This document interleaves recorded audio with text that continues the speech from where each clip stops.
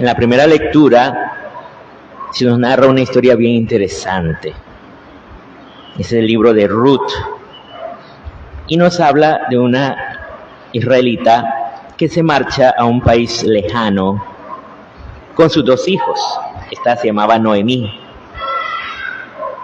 Sus hijos, cuando están allá, crecieron y se casaron con mujeres de allí, de ese lugar.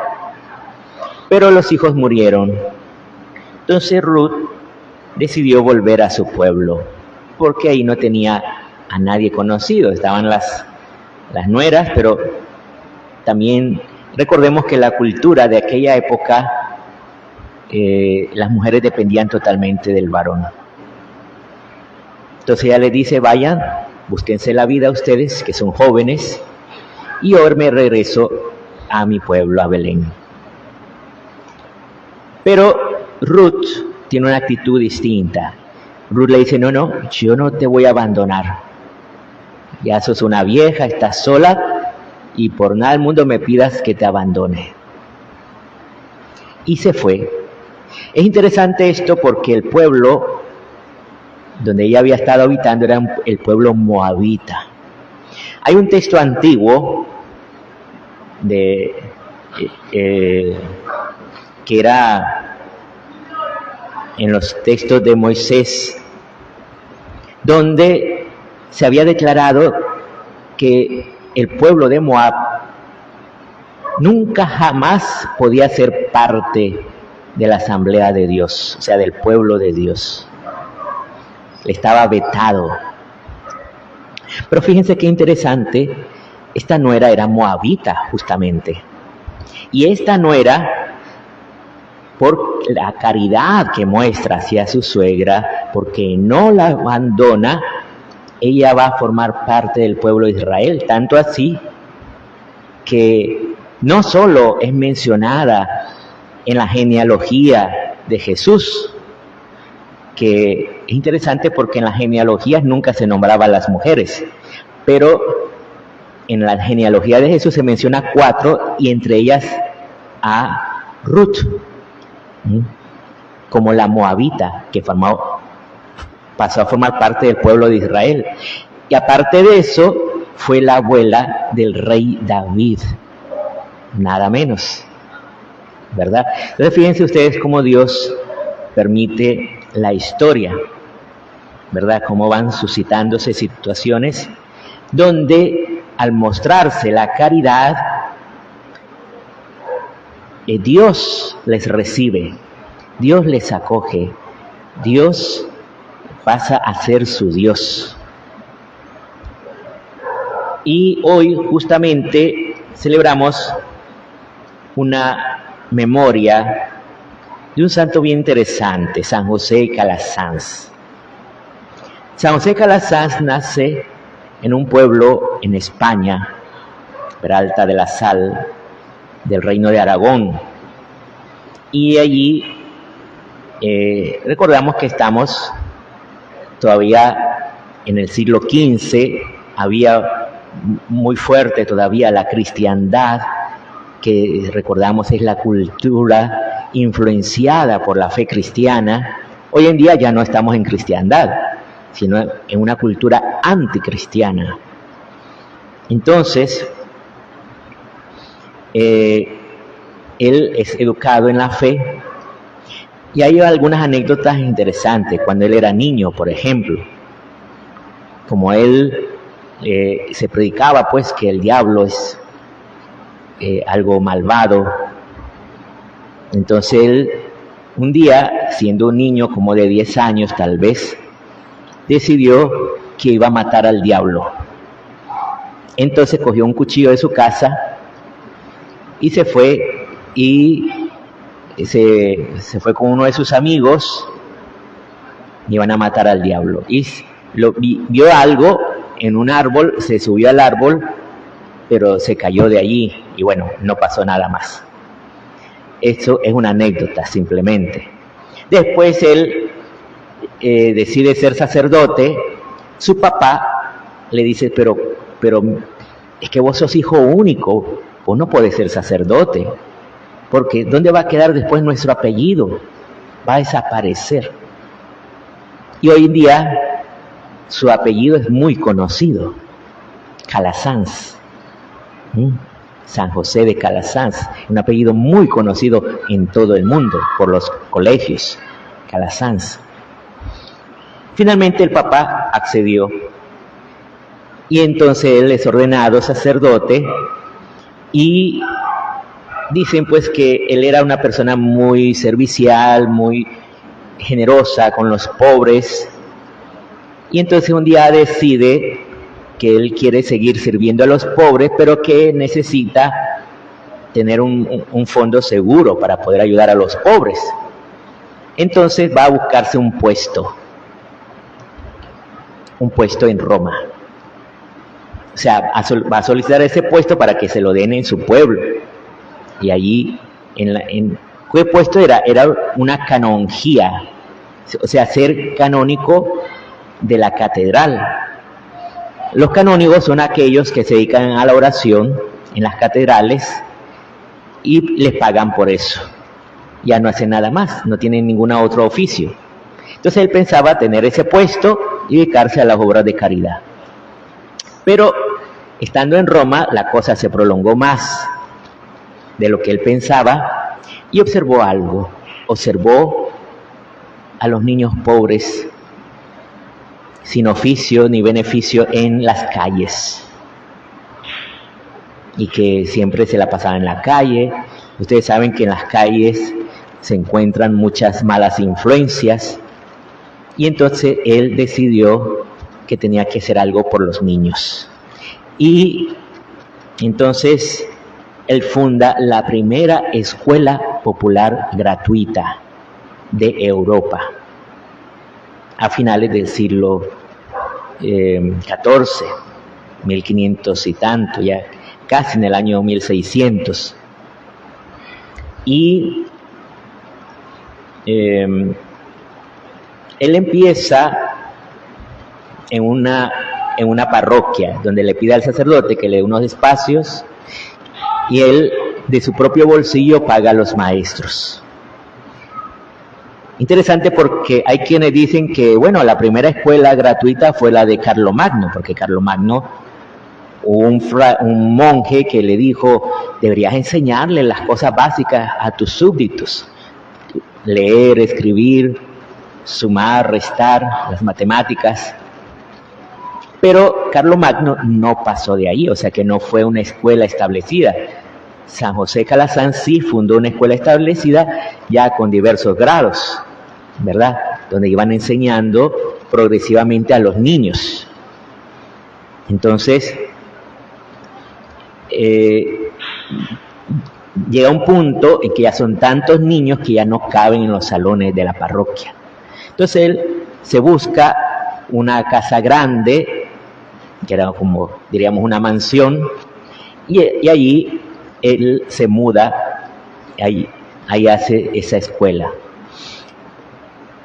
Eso va a ir creciendo hasta el punto que va a tener varias escuelas en toda Europa, e incluso la gente noble, los ricos, lo buscan y le dicen: mira, yo también quiero que mis hijos estudien en tu escuela, porque tenía fama ya de que era una buena escuela, que enseñaban bien a los niños, que era mejor que pagarle a un maestro particular.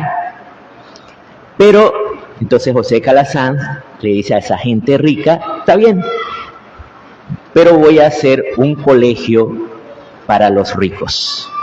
Hago este colegio para los ricos, ustedes me pagan lo que pagarían a un instructor personal, y así yo le ayudo a los pobres con lo que ustedes me paguen. Efectivamente, él hizo algunas escuelas para ricos, pocas, que usó para subsidiar a las escuelas para pobres, que eran la mayoría. Eso iba bien, y entonces él decide que ya no puede seguir adelante, porque resulta que los maestros se le iban. Como no les pagaba bien, él les decía que era por caridad que se hacía ese servicio, pero ahí pues los maestros normalmente pues necesitan para sus necesidades, para la familia y las cosas que ellos tenían. Entonces él solicita a las congregaciones del Vaticano el poder fundar una congregación dedicada a la educación. Eso era una novedad, porque las congregaciones se dedicaban a muchas cosas de servicio, a los enfermos, a la oración en los conventos, a la predicación, como los dominicos, los jesuitas, todos estos, ¿verdad?, que iban a las misiones, pero ninguna congregación se dedicaba a la educación. Entonces, le piden que él demuestre que una congregación se debe dedicar a la educación. Y él escribe un memorial al cardenal que le estaba solicitando, que era de apellido cardenal Tonti, pero de tonto no tenía nada este Tonti, era una persona muy inteligente. Y entonces él escribe y le dice, entre otras cosas, que no hay ministerio más hermoso que el de enseñar a los niños. Y si se imbuye, si se les enseña diligentemente a los niños desde la más tierna edad en la piedad y en las letras, se puede esperar un feliz desenlace de la vida. ¿Qué es un feliz desenlace de una vida? En aquella época significaba ir al cielo, ir a la vida eterna, ir al encuentro con Dios. Eso es lo que significaba un feliz desenlace de la vida. Entonces finalmente aprueban esta congregación, y por varios años estuvieron enseñando, pero también sucede que el diablo siempre quiere destruir la obra de Dios. Surgen dos enemigos de sus propios religiosos, dos enemigos que le tenían envidia, que le querían quitar el puesto de superior general de la orden. Finalmente lo acusan ante el Santo Oficio. El Santo Oficio era lo que era antes la Inquisición, después se convirtió en el Santo Oficio. Y finalmente el Santo Oficio lo destituye a él, pone a otro, a su enemigo, como superior general. Este enemigo va a morir, él lo atiende con mucho cariño en sus últimos momentos, y después surge otro enemigo que lamentablemente incluso era de apellido Cherubini, pero tenía algunas relaciones muy poco angelicales con los niños. Entonces, también le hizo la vida imposible, y él pues obedeció a la iglesia. Y finalmente la congregación, este hombre también muere, la congregación es totalmente destruida, deja de ser incluso congregación. Llega un momento en que los otros sacerdotes que estaban en otras escuelas fuera de Italia le escriben a San José Calazán diciéndole: mira, estamos preocupados porque muchos sacerdotes se quieren ir, porque dicen, si esto ya no es congregación, esto ya no es una orden religiosa, ¿qué estamos haciendo? ¿De qué sirve todo esto? Y entonces él le dice: ánimo, que esto va a volver a ser orden religiosa. Efectivamente, él muere, él no logra ver nada de esto, pero al siglo siguiente, a los 100 años, la iglesia vuelve a restituir la congregación y después lo vuelve a restituir en orden religiosa. Es la última orden religiosa que existe de la Iglesia Católica. Interesante que él fue el primero también que impulsa el método, ¿cómo se dice?, preventivo, que muchas veces dicen que eso fue invento de San Juan Bosco. No, fue de San José de Calasanz, Recuerden la frase: si el niño es diligentemente enseñado desde su más tierna infancia en la piedad y en las letras, se puede esperar un feliz desenlace de su vida. O sea que eso está mostrando un método preventivo. O sea, enseñar a los niños desde chiquitos en la piedad y las letras. ¿Qué es la piedad y las letras? La piedad es la fe cristiana y las letras es la ciencia, ¿verdad? El conocimiento que tenían en aquella época. De hecho, algunos de sus maestros de matemáticas fueron muy amigos de Galileo Galilei, que vivió él en la época de este genio, ¿verdad? Y él los enviaba a que aprendieran con él para después enseñar a los niños. Pues después de esto, cuando viene Juan Bautista de La Salle en Francia, que funda las escuelas que hoy conocemos como el pedagógico, él mandó 2 de sus religiosos a aprender en Roma cómo funcionaba una escuela católica, en las escuelas de San José Calasanz. También San Juan Bosco, como él vivía en Italia, él, una vez que estuvo en Roma, quiso pasar a visitar las escuelas de los escolapios para conocer cómo funcionaban y así aplicar esto en las escuelas que él tenía, San Juan Bosco. O sea, así vemos cómo San José Calasanz influye en las escuelas católicas de las más importantes órdenes religiosas que se dedican a esto, que son los de La Salle, Juan Bautista de La Salle, y los de San Juan Bosco. Por eso bendigamos al Señor por esta obra que Él realiza en favor de los niños. Y recordemos cuál era la visión de San José Calasanz sobre la escuela católica. ¿Cuál es la misión de una escuela católica? No es solamente enseñarle asignaturas a los muchachos, sino llevarlos al cielo, que ellos puedan tener a Cristo en el corazón y poder llegar al cielo. Oremos para que el Señor siga iluminando hoy a las escuelas católicas y que puedan enseñar, ¿verdad?, esto en las demás, a los niños que llegan a sus escuelas.